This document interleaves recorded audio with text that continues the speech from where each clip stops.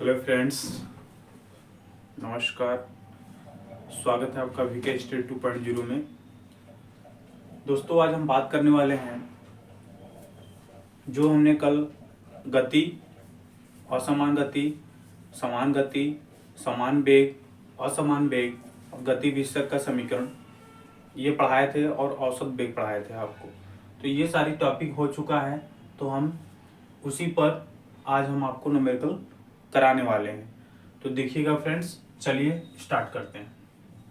देखिए, पहला क्वेश्चन जो कह रहा है कि 60 न्यूटन, देखिए 60 न्यूटन्स यानी एन, न्यूटन को एन से डिनोट किया जाता है। तो 60 न्यूटन का बल 10 क्रिगा के पिंड पर कितनी देर तक कार्य करे, कह रहा है कि कितनी देर तक कार्य करे कि उसका वेग 24 मीटर प्रति सेकंड हो जाए। देखिए, पहले जो वैल्यू दिया हुआ है, जो वैल्यू हमको नोन है, उसको हम लिख लेते हैं। तो देखिए, हमारा गिवन क्या है, दिया क्या होता है एग्जाम में, पहले उसको हम नोट कर लेते हैं। 60 न्यूटन का बल, यानी बल को हम किससे डिनोट करते हैं, एफ से। एफ इक्वल टू कितना दिया है, 60 न्यूटन दिया हुआ है। कितना दिया हुआ है, 60 न्यूटन हमारा दिया हुआ है, ठीक है। का बल 10 की क्रिगा के पिंड पर, तो क्रिगा किसका मात्रक होता है, द्रव्यमान का, यानी m की वैल्यू कितनी दी हुई है, 10 kg। कितना दिया हुआ है, 10 kg द्रव्यमान, ठीक है। ठीक, के पिंड पर कितनी देर, इसका मतलब कितनी देर तक कार्य करे, यही पूछ रहा है कितनी देर वह काम कार्य करे। तो t की वैल्यू पूछ रहा है, यानी टाइम हमको निकालना है।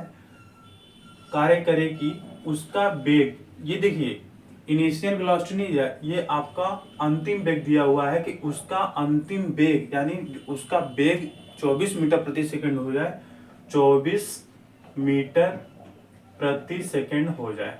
तो ये दिया है, ये इसको क्या बोलते हैं, अंतिम वेग बोलते हैं। v बराबर 24 मीटर पर सेकंड क्या होता है, ये अंतिम वेग है, ठीक है। ये वैल्यू इन्होंने, तो हम कैसे निकालेंगे कि कितनी देर तक कार्य करेगा। तो देखिए, गति का हम विषय का समीकरण बताए थे। पहला समीकरण v बराबर u प्लस ए टी बताए थे, ठीक है। दूसरा बताए थे यस बराबर U T plus half A T square बताए थे। उसके बाद v स्क्वायर बराबर यू स्क्वायर प्लस 2as बताए थे। यही तीनों बताए थे। पहला जो समीकरण होता है, ये वेग और टाइम को डिनोट करता है। दूसरा स्थिति और टाइम को डिनोट करता है। ये वेग और स्थिति को डिनोट करता है। लास्ट पॉइंट हम ले लेंगे, ठीक है। तो देखिए, हमें क्या चाहिए, हमें v की वैल्यू दिया हुआ है, ये दिया हुआ है, ठीक है। u हमको पता नहीं है, t की वैल्यू हमको निकालना है और a की वैल्यू भी हमको निकालनी है कि कैसे निकलेगा, ठीक है। तो देखिए, जब हम आपको बीमा पढ़ा रहे थे तो उसमें हम फार्मूला बताए थे फोर्स का। तो F इक्वल टू क्या होता है, m इंटू ए। फोर्स का फार्मूला यही होता है, F equal to m into A होता है, ओके। यहाँ पे देख रहे हैं कि f की वैल्यू कितना दिया है, 60 दिया है। तो यहाँ लिखेंगे 60 इक्वल टू m की वैल्यू कितना दिया है, 10। यहाँ लिखेंगे 10 मल्टीपल a क्या है, आपका त्वरण है, एक्सेलरेशन है। तो यहाँ से लेंगे a इक्वल टू 60 बटे 10 हो जाएगा, 1 0 कैंसिल हो जाएगा। तो a इक्वल टू हो जाएगा 6 मीटर प्रति सेकंड स्क्वायर। कैसे सर, 6 मीटर प्रति सेकंड स्क्वायर कैसे, मैं कहूंगा कि त्वरण का जो यूनिट होती है मीटर पर सेकंड स्क्वायर होती है। जब यहाँ से आप लिखेंगे इसकी वैल्यू को, तो मीटर पर सेकंड स्क्वायर ही आएगा।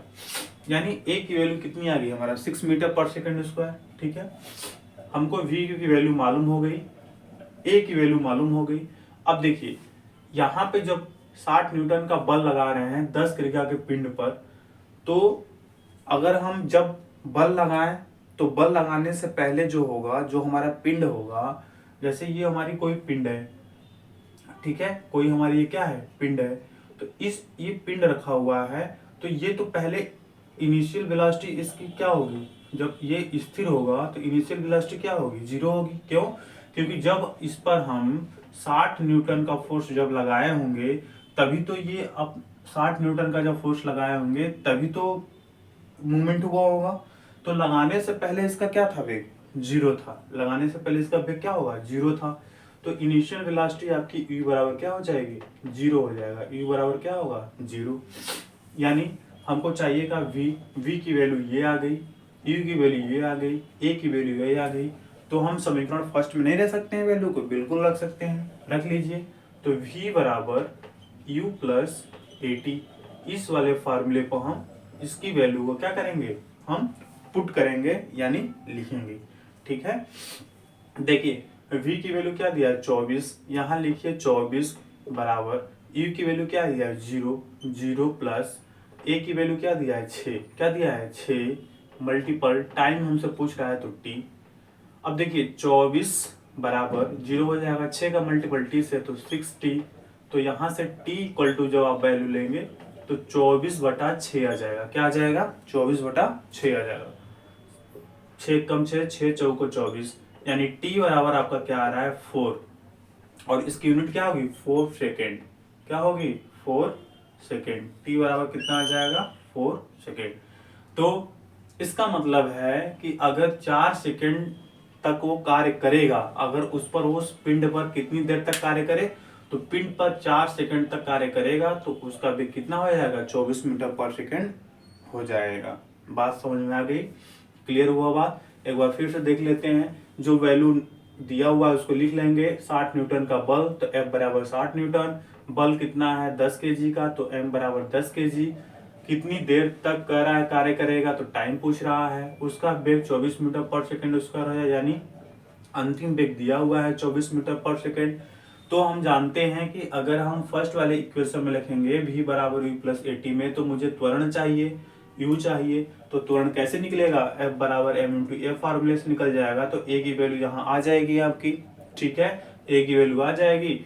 u हम जानते हैं कि इनिशियल जो वेलोसिटी होगी उस समय जो प्रारंभिक वेग होगा वो 0 होगा, तो u बराबर 0 हो जाएगा। तो फर्स्ट वाले इक्वेशन में इसको रखेंगे। फर्स्ट वाला इक्वेशन क्या है, v बराबर u प्लस AT, और इसकी वैल्यू को रख करके यहाँ फाइंड आउट कर देंगे। t बराबर हो जाएगा 4 सेकंड, यानी 4 सेकंड तक उसका वेग कितना हो जाएगा, 4 सेकंड में 24 मीटर पर सेकंड हो जाएगा। क्लियर, ठीक। अब देखिए एक क्वेश्चन नीचे भी दिया हुआ है, एक क्वेश्चन क्या है, नीचे भी आपका दिया हुआ है। कह रहा है कि एक वस्तु का द्रव्यमान 10 kg है। द्रव्यमान कितना दिया है, 10 kg। यानी हमारा द्रव्यमान क्या होता है, m। द्रव्यमान किसे डिनोट करते हैं, m। m बराबर कितना दिया है, 10 kg हमारा दिया हुआ है। 100 मीटर प्रति सेकंड के वेग से चल रही है। कितनी वेग से चल रही है, 100 मीटर प्रति सेकंड के वेग से चल रही है। समझ बात आई कि नहीं आई। यहाँ से यहाँ होगा सेंटीमीटर, क्या होगा फ्रेंड्स, सेंटीमीटर। देखिए 100 सेंटीमीटर प्रति सेकंड के वेग से चल रही है, तो इसको 10 सेकंड में रोकने के लिए कितना बल लगाना पड़ेगा। अब देखिए यहाँ टाइम पूछ रहा था, यहाँ फोर्स पूछ रहा है कि F की वैल्यू कितनी होगी, कितना फोर्स लगाना पड़ेगा। तो द्रव्यमान दिया है 10 kg, उसके बाद 100 सेंटीमीटर पर सेकंड के वेग से चल रही है, यानी ये जो वेग है आपका, ये 100 सेंटीमीटर का इसकी वेग से चल रही है, यानी ये क्या हो जाएगा आपका, u की वैल्यू कितनी हो जाएगी, u की वैल्यू हो जाएगी 100 सेंटीमीटर पर सेकेंड। कितना हो जाएगा, u की वैल्यू इतने से क्या हो रही है, 100 सेंटीमीटर पर सेकेंड के वेग से चल रही है। तो 100 सेंटीमीटर आपका क्या हो जाएगा, 100 सेंटीमीटर के वेग से जब जा रही है तो 100 सेंटीमीटर जो है आपका क्या हो जाएगा, 100 सेंटीमीटर जो है 100 सेंटीमीटर पर सेकेंड स्क्वायर क्या हो जाएगा आपका प्रारंभिक वेग। तो प्रारंभिक वेग u इक्वल टू कितना हो जाएगा आपका 100 सेंटीमीटर पर सेकेंड। देखिए फ्रेंड्स, इसके बाद कह रहा है इसको 10 सेकेंड में कितना कार्य करना पड़ेगा। तो t बराबर कितना दिया है, 10 सेकेंड। कितना दिया है, 10 सेकेंड दिया हुआ है, ठीक है। और F बराबर क्या होता है, m इंटू ए। F बराबर क्या होता है, m इंटू ए। तो देखिए F बराबर होता है क्या, m इंटू ए। तो इसके लिए क्या चाहिए, मास चाहिए, द्रव्यमान चाहिए। द्रव्यमान तो है हमारे पास, ठीक है, लेकिन A की वैल्यू कैसे निकालेंगे आप, A की वैल्यू कैसे निकालेंगे। देखिए तो A का फार्मूला क्या होता है, त्वरण का फार्मूला क्या होता है, वेग परिवर्तन की दर को त्वरण बोलते हैं। वेग परिवर्तन की दर को क्या बोलते हैं, त्वरण बोलते हैं। तो वेग परिवर्तन की दर को त्वरण बोलते हैं, यानी final velocity minus initial velocity by T होता है। ये फॉर्मूला नोट कर लीजिएगा, वेरी वेरी इंपॉर्टेंट है। क्या है formula? Very very important formula है आपका, ठीक है।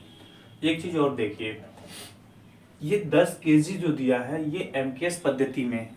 हम पढ़ाए थे एमकेएस पद्धति क्या होता है, सीजीएस पद्धति क्या होता है, एफईएस पद्धति क्या होता है, एसआई पद्धति क्या होता है।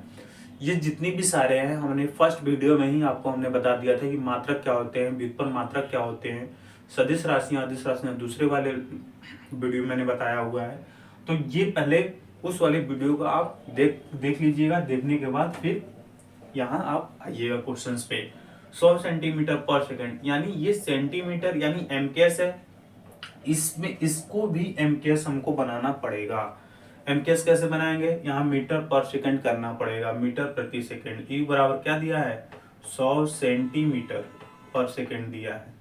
तो सेंटीमीटर को हम मीटर में कन्वर्ट करेंगे तो 100 से भाग कर देंगे, ये मीटर पर सेकंड आ जाएगा। कितना आ जाएगा? मीटर पर सेकंड। 100 से कैंसिल, तो ई बराबर कितना आ जाएगा? 1 मीटर पर सेकंड। 1 मीटर पर सेकंड आपका आ जाएगा। बात समझ में आई? क्लियर हुई बात? ठीक। अब ए की वैल्यू यहां से निकाल लीजिए। ए बराबर क्या होता है? v minus you by T. v minus you by T, ये u है। तो ए की वैल्यू यहां से नोट कर लीजिए। तो ए बराबर हो जाएगा, v की वैल्यू कितना दिया है?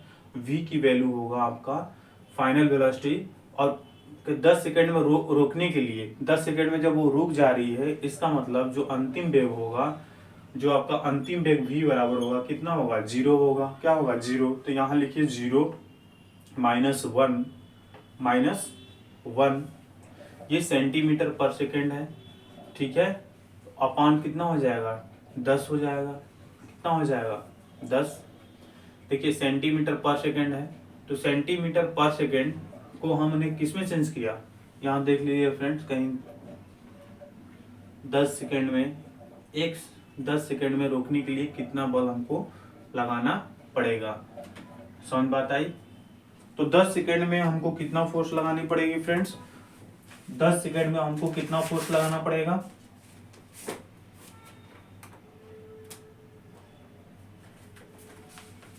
दस सेकंड में कितना फोर्स लगाना पड़ेगा हमको? देखिए यहाँ पे यहाँ आप करिए इसको क्या, 1 सेकंड में कितना आपको क्या करना पड़ेगा, कितना फोर्स लगाना पड़ेगा। क्वेश्चंस को थोड़ा हमने, एक वस्तु का द्रव्यमान इतना 100 सेंटीमीटर प्रति सेकंड के वेग से चल रही है, इसको 10 सेकंड में रोकने के लिए कितना हमको करना पड़ेगा। तो सेंटीमीटर को हमने किस में कन्वर्ट कर दिया? मीटर पर सेकंड में कन्वर्ट कर दिया। ये हमारी वैल्यू होगी इसकी, तो 1/10 आ गया। कितना आ गया? 1/10 आ गया। ठीक है, ठीक है, सही है।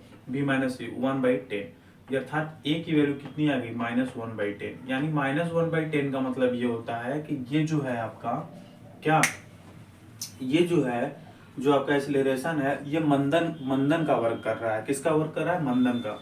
तो इस वाली वैल्यू को इसमें पुट कर दीजिए। तो F बराबर, m की वैल्यू क्या है? 10 और a की वैल्यू -1/10। 10 से कैंसिल हो जाएगा, तो F बराबर -1 न्यूटन। लेकिन फोर्स कभी माइनस में नहीं होता, इसलिए हम बोल सकते हैं कि जो फोर्स की हमारी वैल्यू होगी 1 न्यूटन होगी।